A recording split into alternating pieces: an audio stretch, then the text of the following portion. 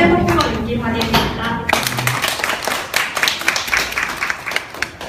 여러분 혹시 차별을 받아본 경험 있으신가요? 네. 내가 더 좋게, 더 높게 차별을 받았을 때 기분이 어떠셨나요? 좋아요.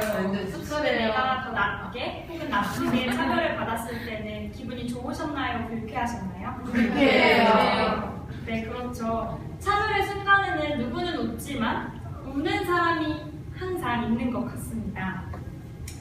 어느 한 중학생 소녀에게도 세상의 차별을 맛보아야만 했던 시간이 찾아왔습니다. 그리고 그 소녀는 그 세상에 대한 실망감에 어둠의 길을 택하게 됩니다. 그 소녀가 겪었던 차별의 사건은 바로 이것이었습니다. 중학교에 입학한 지 얼마 지나지 않은 날, 한 교실에서 한 아이의 운동화가 사라지는 도난 사건이 발생을 합니다. 그리고 선생님들은 몇몇 학생들을 교무실로 불러서 그 아이들을 추궁하기 시작하셨습니다. 평소에 선생님들 눈에 좋지 않게 보였던 아이들이 아무런 증거 없이 의심을 받게 된 것이죠. 중학생 소녀가 겪었던 처음으로 슬프게 느꼈던 차별의 모습이었습니다. 그래서 그 소녀는 그런 선생님들의 사고방식을 깨워주겠다며 전교 1등도 나쁜 짓을 할 수 있다는 것을 보여줄 거야 라는 마음으로 독하게 공부를 하기 시작합니다. 결국 전교 1등이라는 타이틀을 얻게 되고 그 소녀가 생각하는 나쁜 짓들을 하나둘 계획하게 됩니다. 지금까지 들려드린 이야기의 주인공 소녀는 바로 이 자리에 서 있는 저입니다. 저는 어릴 적 그날 왜 그 친구들이 의심을 받아야 하는지 선생님들께 찾아가서 여쭈어보았던 기억이 납니다. 누가 보면 저를 오지랖이라고 봤을 수도 있을 것 같아요. 하지만 저는 차별의 순간이라면 그냥 지나칠 수 없는 성격을 가졌던 학생이었습니다. 중학교 때 보았던 뉴스 중 아직도 생각나는 뉴스가 있습니다. 요즘 학교는 모범생, 필진, 보통아이, 소외된 아이로 나뉜다는 뉴스였습니다. 그런데 저는 한 학급의 친구들이 이렇게 마치 계급 마냥 나뉘는 것이 싫었습니다. 그래서 저도 내가 만나는 친구들을 차별 없이 대하려고 노력하고 다행히 우리 학급 친구들도 서로를 차별 없이 대하려고 노력을 하다 보니 결국 학기 말에는 적어도 제가 함께한 친구들은 다 함께 지내는 학급이 만들어졌습니다. 내가 더 미라는 우월하다는 생각으로 차별을 하지도 않고 그러다 보니 차별을 받는 사람도 생기지 않는 모습이 중학교 한 교실에서도 나타난 것입니다. 결국 지금의 저는 나 우울해 치킨 먹자 하면 바로 달려 나와줄 여럿의 소중한 사람들과 함께하게 되었습니다.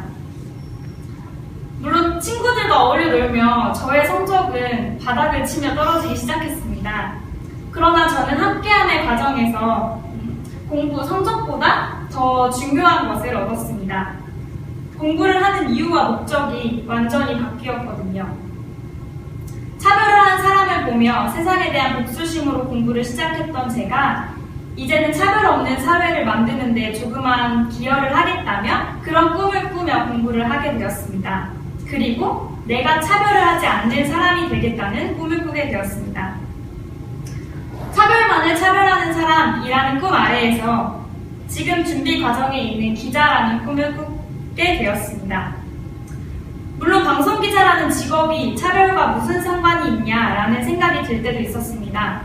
그런데 저는 2014년 제가 처음 성인이 되었던 해에 우리나라의 많은 혼란스러운 사건들을 겪으며 기자의 역할을 분명히 보았습니다.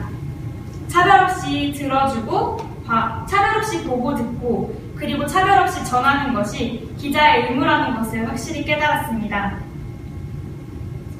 또한 그 어느 누구에게라도 세상에서 일어나는 많은 일들에 대해 차별 없이 알 권리가 주어져야 한다는 생각이 제가 기자라는 꿈을 꾸게 된 시작이 된 것 같습니다. 그래서인지 최근에는 아랍 국가와 북한에 대한 관심이 생겼습니다. 뿐만 아니라 여성들이 또는 시민들이 아직도 정보를 쉽게 접하지 못하는 국가들이 많습니다. 그런 곳에서 세계의 많은 사람들이 어떻게 살아가고 세계의 다른 곳에서는 어떤 일들이 일어나는지를 알려주는 것은 분명히 큰 힘이 있을 것이라 생각합니다. 그래서 저는 훗날 그런 방송을 하고 싶습니다.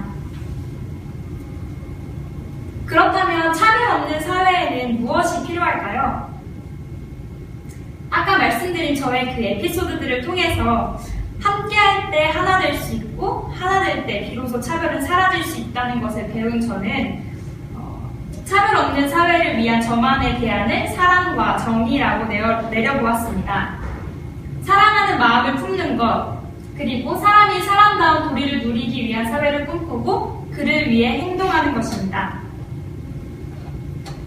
한자 사람인만 봐도 서로 기대 모양으로 사람은 함께 살아가야 하는 존재다라고들 하잖아요.